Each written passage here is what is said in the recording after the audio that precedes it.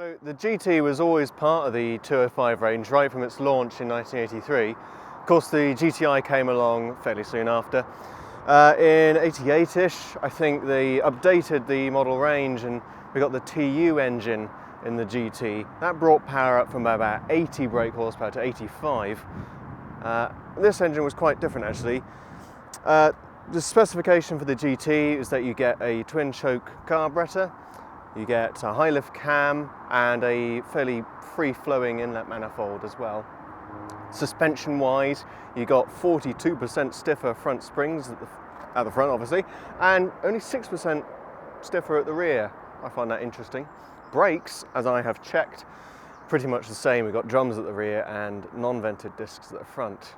They work pretty well though. Design touches, well, we've got the GT graphic on the side, unique 13-inch wheels.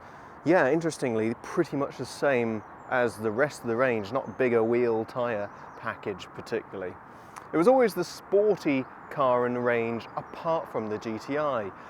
So the engine is kind of punchy, it's got a close ratio gearbox, and it's got a sporty feel about it. But of course, being the GT, not the XS, it's a 5-door, so it is that little bit more practical. And on the inside, there are some unique design touches there too.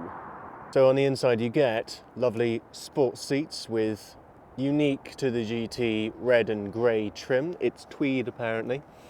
And generally a high level of equipment. You get central locking, standard, and a 4-speaker radio.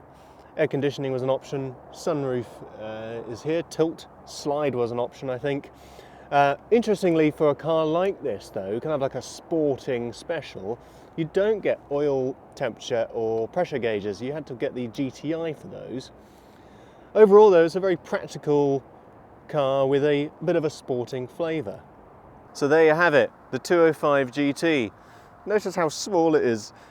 If the Continental GT is for continents, isn't the 205 a bit like a Borough GT? Lovely thing though. Ah, it's locked because of the central locking.